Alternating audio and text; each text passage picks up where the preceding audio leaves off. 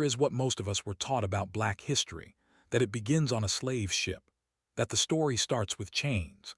But that is like opening a book at chapter 20 and calling it the beginning. Long before any of that, there were black kings who ruled empires, scholars who filled libraries, and cities of stone and gold that stunned the travelers who saw them. So let's tell the whole story across every era, the one that did not start with slavery and does not end with it. We begin along the Nile, but south of Egypt, in a land the Egyptians called Kush. For centuries, Kush and Egypt were rivals and trading partners. And then, around 750 BCE, the tables turned.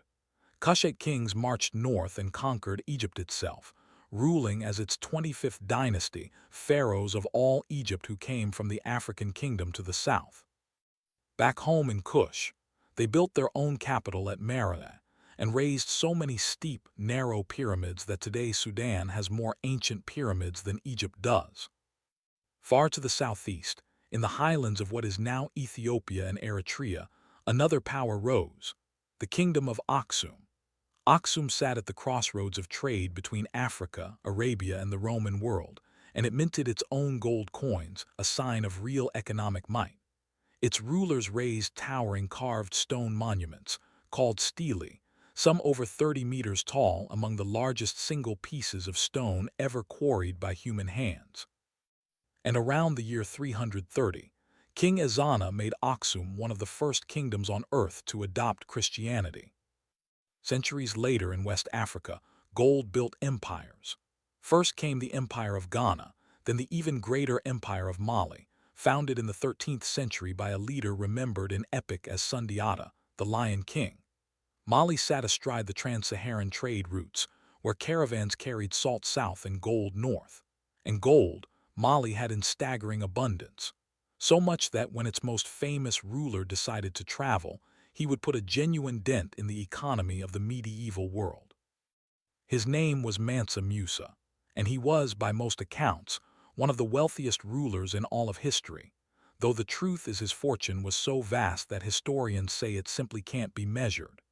In 1324, Musa set out on a pilgrimage to Mecca with an enormous entourage, and as he passed through Cairo, he gave away and spent so much gold that, as the story goes, its value in the city was thrown off for years afterward. Overnight, Mali went from an African rumor to a name written on the maps of Europe. Mali's wealth paid for more than palaces. In the city of Timbuktu, it paid for knowledge. Timbuktu grew into one of the great centers of learning in the medieval world, its mosques and scholars drawing students to study law, astronomy, mathematics, and medicine. To this day, hundreds of thousands of handwritten manuscripts survive from the region, proof of a deep culture of literacy and science. When Mali finally faded, the empire of Songhai rose in its place, becoming one of the largest empires in all of African history. Far to the south, the ancestors of the Shona people built something that would later drive European colonizers to fury, a city of stone. Great Zimbabwe, at its height in the 14th century, was home to as many as 18,000 people, ringed by massive curving walls of granite blocks stacked perfectly without a drop of mortar. When Europeans later found the ruins, many refused to believe Africans could have built them and invented fantasies of foreign builders. They were simply wrong. Archaeology settled it long ago. Great Zimbabwe was built by Africans, for an African kingdom grown rich on cattle and gold. West, in what is now Nigeria, the kingdom of Benin built a capital protected by earthen walls so vast they may have been among the largest earthworks made before the modern age. Benin's artisans cast breathtaking sculptures in brass and bronze, the famous Benin bronzes, with a skill that stunned the world. And along the east coast, Swahili city-states like Kilwa and Mombasa grew wealthy, trading across the Indian Ocean with Arabia, India, and even China. This was not an isolated continent. It was plugged into the world. And then, beginning in the 1500s, the story turns dark.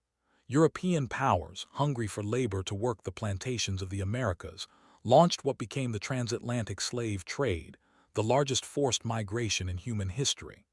Over roughly 3 centuries, an estimated 12.5 million African men, women and children were captured, chained, and shipped across the Atlantic. It was not, as myth sometimes suggests, a story of a helpless continent. It was a human catastrophe inflicted on real, sophisticated societies, and it must be seen for exactly what it was. The voyage across the Atlantic was called the Middle Passage, and it was a horror, packed below decks in unbearable conditions.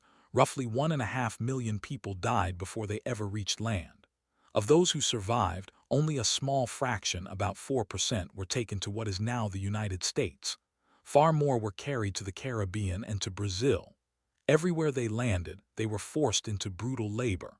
But everywhere they landed, they also refused to be erased. Because resistance is the other half of this history. Enslaved people ran, organized, and rose up. In the mountains, escaped captives built free communities called Maroon settlements that survived for generations.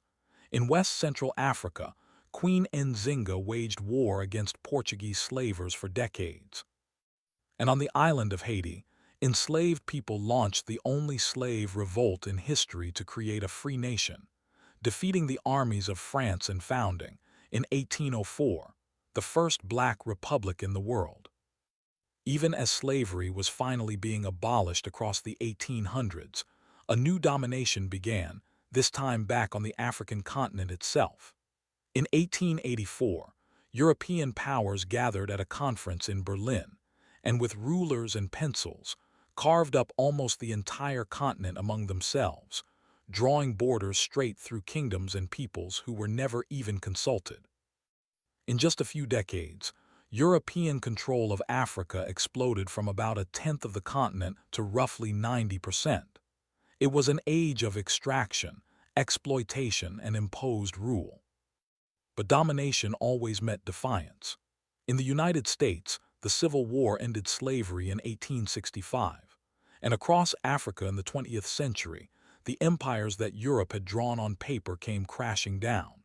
In 1957, Ghana, led by Kwame Nkrumah, became the first sub-Saharan African colony to win its independence, and a wave of liberation swept the continent, nation after nation raising its own flag. The peoples whose borders had been drawn by strangers were, at last, drawing their own future. In America, the descendants of the enslaved fought a long battle for the equality they had been promised and denied.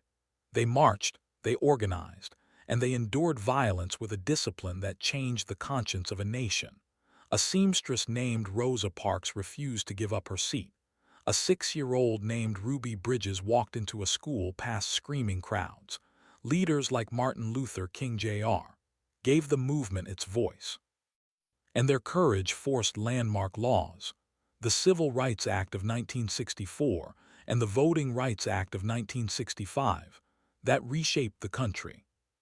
In South Africa, the system of brutal racial segregation called apartheid held on until a prisoner of 27 years, Nelson Mandela, walked free and in 1994 was elected the nation's first black president.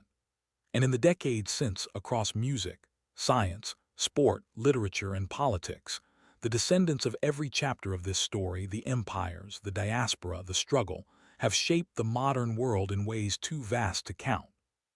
From jazz and hip-hop to the halls of power, the influence is everywhere. So what was black life really like through history? It was Kushite pharaohs and Aksumite gold.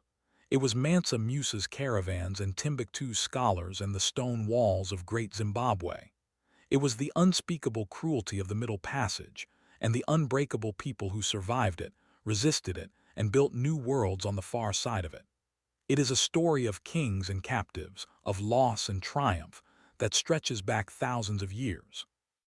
Not a footnote that begins with chains, but one of the great, long human stories. If it made you want to learn the parts you were never taught, subscribe, and we'll keep telling the whole story.